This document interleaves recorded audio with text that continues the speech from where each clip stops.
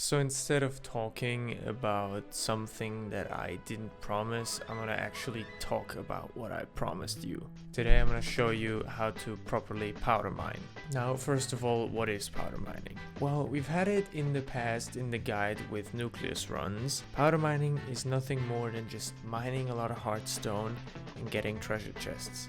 These treasure chests can have a lot of powder in it and also some other valuable items. So it's not actually a grind for soul powder, it's actually also setting you up for nucleus runs in the future and getting you a lot of other cool drops such as gemstones or even prehistoric eggs. If you didn't know, a prehistoric egg is the item that eventually leads you to a armadillo pet. The armadillo pet has been heavily nerfed in the past, but I mean it's still good for pet score, so why not? So before we actually get in how and where to do it, let's talk a bit about the equipment you'd want to go for ideally. So in terms of literal equipment, I would just suggest the mithril set or any like upgrade to it, as it gives you some mining speed and mining fortune. And why is that important?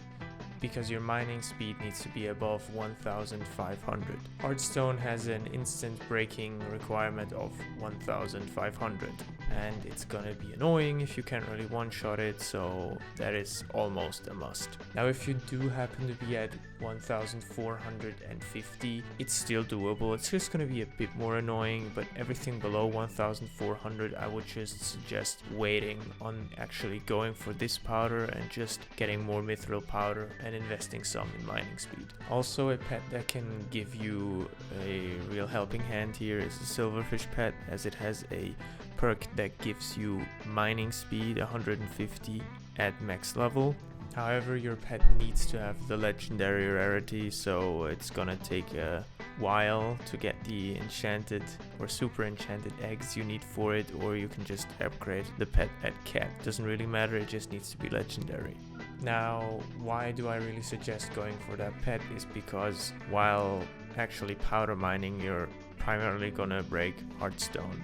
And I wouldn't really suggest wasting fuel on that, aka doing it with the drill, since the areas where you're gonna mine, you're not really gonna get fuel. Now, this is not to say that you can't adapt my strategy to actually mine with the drill, or that you can't just do some quick runs in another area to get some fuel, but I just prefer doing it with a pickaxe, as I don't even have to think about it anymore. Next up is the armor you want to go for, and there are like two sets I would recommend, as it speeds things up tremendously. So the first one is the mineral set, and the next one will be the glossy set. The glossy set is an upgrade of the mineral set, and the mineral set gives a total of 400 mining spread on ores and blocks, and the glossy set gives a total of 600 mining spread. Quick, what is mining spread? Mining spread basically means you have a chance of mining an additional block. So if you break one block and you have 150 mining spread, you will mine a second one guaranteed and have a 50% chance of mining an additional third one. Now, the problem with this set is, once again, as I am an Ironman, and I do imagine that some of you are as well, this set is dependent on Mayor Cole, specifically his mining fiestas, because the crafting recipe requires refined mineral, and refined mineral is solely obtainable on Ironman during mining fiestas. Now the same applies to glossy armor, as this set requires glossy gemstones, and these are also only available during mining fiestas. Now let's get into the heart of the mountain. In here it's gonna be crucial what you're gonna pick, but the first one is just gonna be a recommendation. Again, you want to get yourself some mining speed, but where it gets really important is at the actual section you start upgrading with gemstone powder. So what I recommend for powder mining is actually going for Heart of the Mountain tier 6, because that is when you unlock the Great Explorer perk. This perk gives you an additional 96% chance of finding treasure chests while mining hardstone in the crystal hollows, and reduces the amount of locks on a chest by 5. What are locks? Great question. Locks are basically particles on a chest where you need to aim at them. If you do so correctly, you will lockpick the chest and get the contents. A chest, by standard, has 5 locks. Now you may remember, it reduces the amount of locks by 5. So now instead of lockpicking a chest, you just need to right click it. which makes it so less annoying. Now, just a quick intervention. If you do actually have enough mining speed and you want to go for even more efficiency, you should want to look into Scather Pets.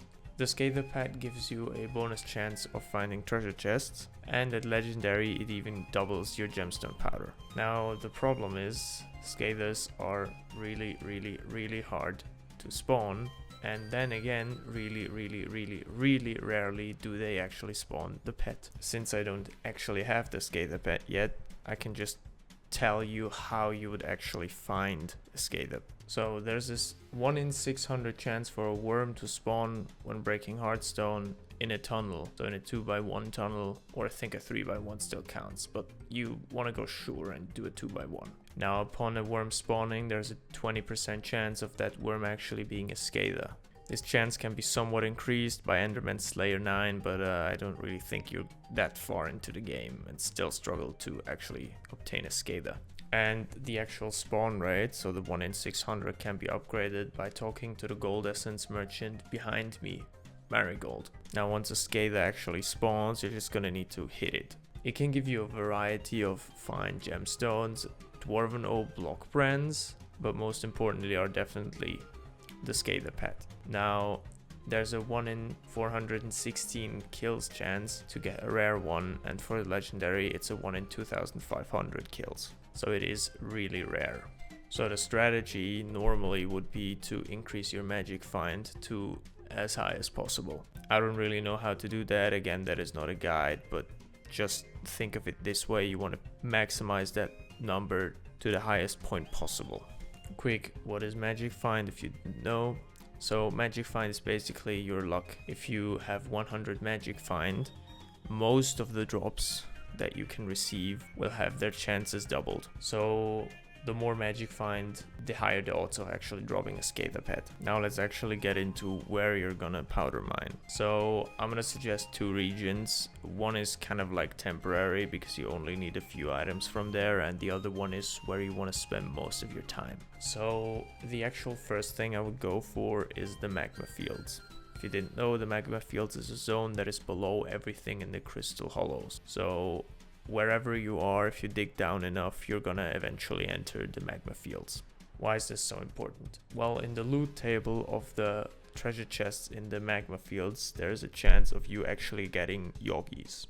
And yogis allows you to actually craft the yog armor. You craft it like this. You're just gonna upgrade your flame breaker with 40 yogis per armor piece. That comes to a total of 160 yogis needed. You also need 100 additional yogis to upgrade your bell pet from epic to legendary if you wish to do so. So that is the optimal way to get yogis passively. Once you're actually done though with getting yogis and you're just going for actual passive progression, I'm gonna suggest you mine in the precursor remnants. There's 2 advantages. A, you don't need to manage your heat.